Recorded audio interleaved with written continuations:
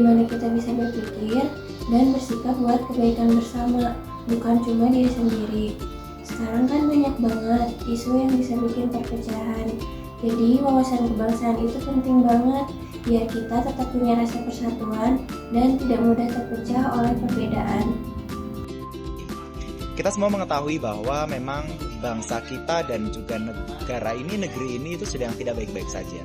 Tentunya kita sebagai masyarakat, sebagai pemuda, sebagai ASN harus cermat, harus tepat dan juga tidak hanya cepat dalam menanggapi sebuah konten atau isu-isu yang sedang terjadi. Jangan mudah termakan hoax, jangan mudah termakan politik adu domba dan lain sebagainya. Karena saya memiliki sudut pandang saya sebagai Duta Bela Negara Jawa Barat dan juga sebagai komponen cadangan, memandang wawasan kebangsaan ini memang harus dimiliki oleh setiap orang, baik itu pemuda, baik itu generasi muda, baik itu semua kalangan dan juga generasi. Pun anak dari sedini mungkin dari sekolah dasar pun harus sudah dibekali dengan konsep wawasan kebangsaan, mungkin dalam mata pelajaran. Supaya mereka tidak mengalami yang namanya perundungan, bahkan menjadi pelaku baik ataupun korban seperti itu. Baik, terima kasih ya Desafia. Sejauh ini pemahaman tentang wawasan kebangsaan yang saya ketahui adalah satu bentuk pemahaman mengenai wawasan kebangsaan dari individu kita sebagai warga negara yang baik, bahwa bagaimana kita melihat diri kita dan di lingkungan di sekitar kita menempatkan persatuan dan kesatuan di atas kepentingan bangsa atau kelompok, pribadi maupun golongan, seperti itu ya. Di tengah maraknya isu-isu kekinian seperti intoleransi, kemudian perpecahan akibat adanya perbedaan, nah itu hal-hal yang perlu kita hindari. Kemudian pandangan politik serta pengaruh-pengaruh negatif dari media sosial yang sekarang ini gencar masuk ya. Perpecahan ini tentunya harus kita hindari. Kemudian bagaimana kita mencerna dan memfilter dari informasi media sosial agar kita tidak terjebak atas informasi atau berita-berita yang kurang jelas dan tidak dapat dipertanggungjawabkan seperti itu. Dalam kehidupan sehari-hari juga wawasan kebangsaan dapat diwujudkan melalui toleransi antar umat beragama, menghargai perbedaan pendapat, dan ikut berkontribusi positif bagi masyarakat serta negara.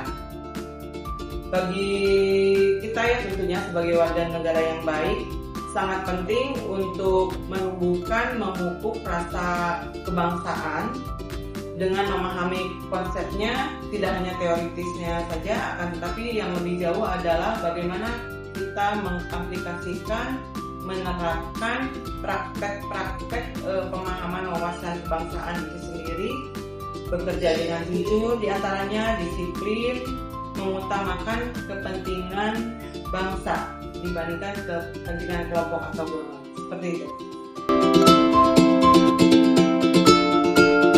Dulu, bela negara identik dengan berperang. Sekarang bentuknya berbeda. Di era digital ini, bela negara bisa lewat hal-hal yang kecil. Misalnya jaga etika di media sosial, nggak nyebarin berita hoax, dan tetap bangga sama produk lokal. Intinya berbuat yang terbaik sesuai jalan kita masing-masing, itu juga bentuk bela negara. Upaya bela negara sangatlah penting dilakukan oleh seluruh masyarakat di era globalisasi dan juga digitalisasi saat ini. Ada kebijakan atau program dari pemerintah yang namanya komponen cadangan yang bisa diikuti oleh kalangan pemuda, generasi muda, mulai dari usia 18 tahun sampai 35 tahun.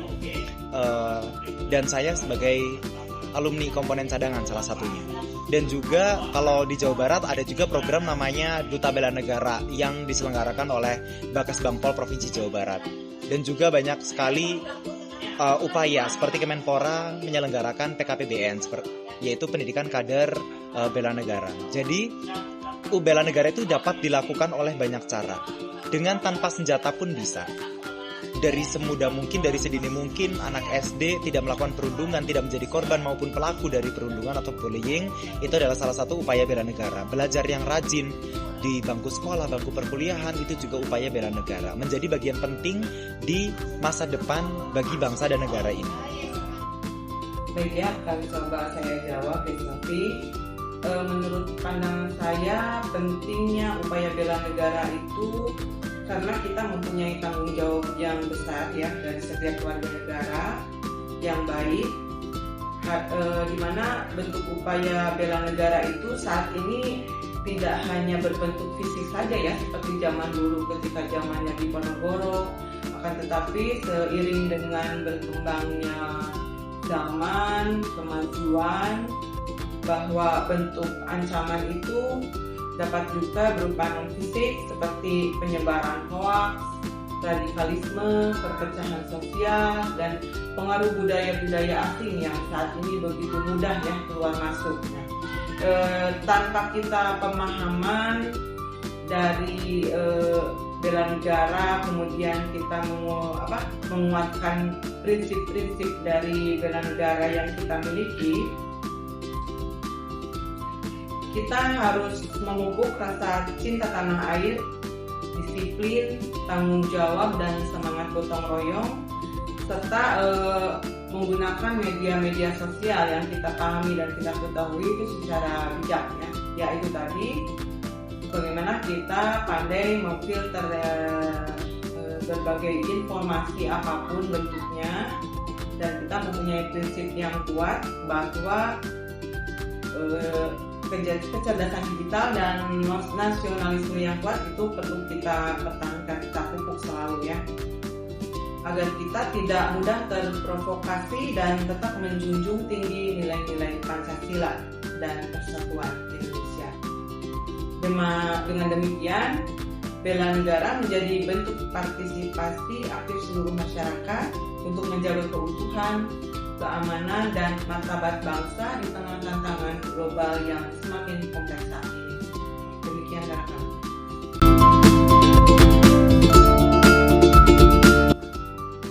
Harapan saya, masyarakat makin sadar kalau menjaga persatuan itu tugas bersama-sama. Tidak harus dari hal yang besar, cukup saling menghargai, tidak mudah baper sama perbedaan, dan tetap pegang nilai gotong royong. Selama kita bisa jaga itu, Indonesia bakal tetap kuat walaupun zaman terus berubah.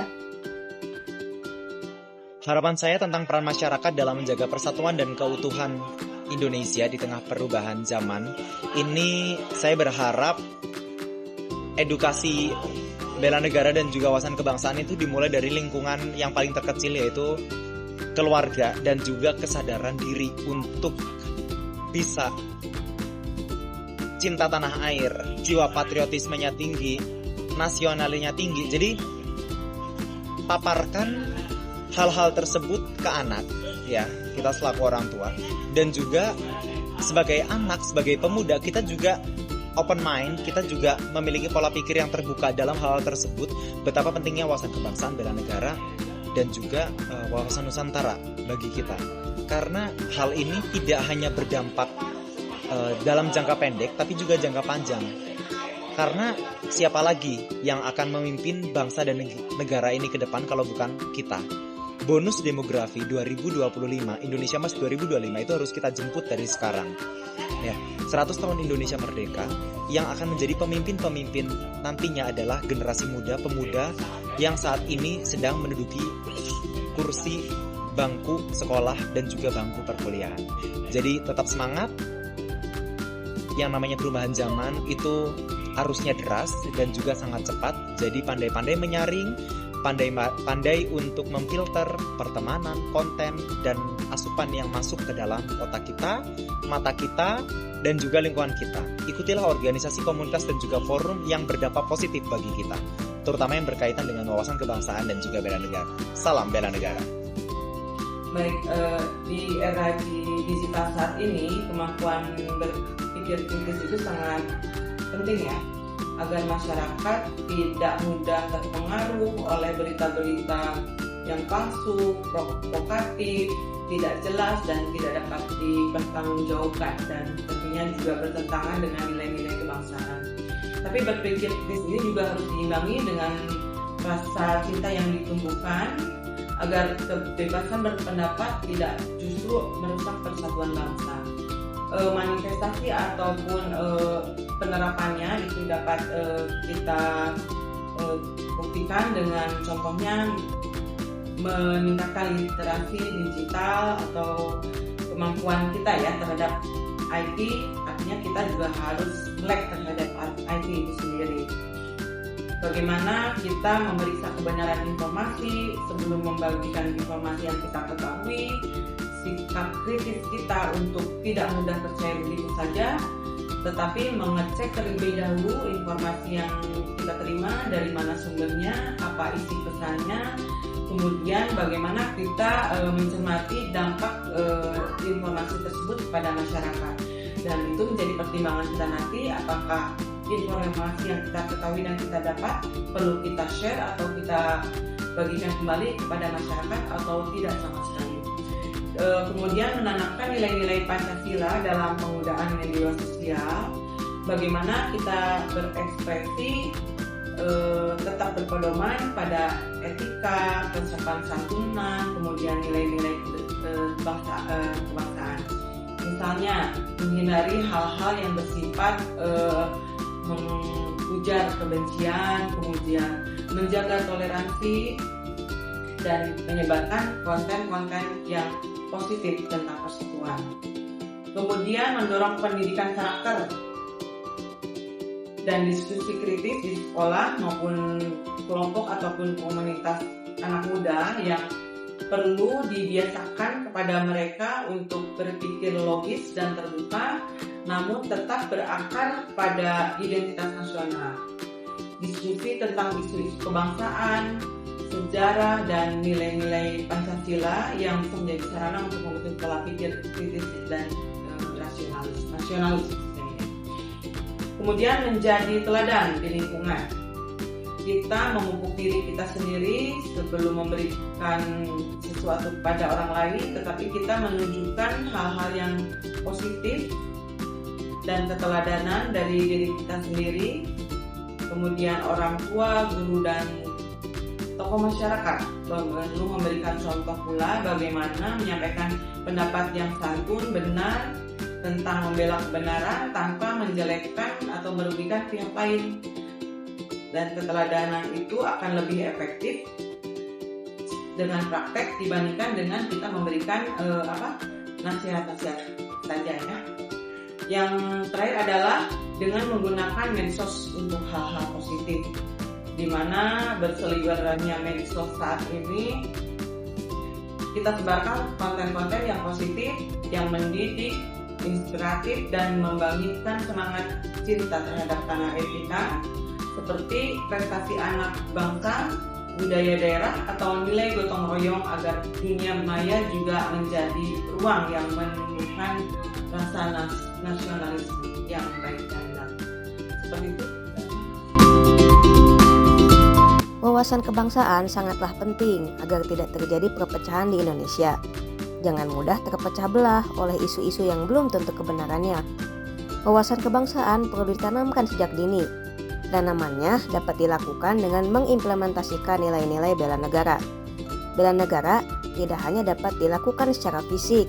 Bela negara dapat dilakukan dari hal yang kecil, seperti menjaga etika di dunia nyata dan dunia maya, dan mengikuti program bela negara dari pemerintah. Harapannya adalah menjaga persatuan dan kesatuan adalah tugas bersama-sama. Saling mengedukasi tentang wawasan kebangsaan dan bela negara dimulai dari lingkup yang paling kecil, yaitu keluarga. Masyarakat harus memiliki jiwa yang kritis yang didasari kecintaannya pada negara. Manfaatkan media sosial untuk menanamkan nilai-nilai bela negara. Jangan sampai terjadi perpecahan hanya karena isu-isu yang belum tentu benar adanya.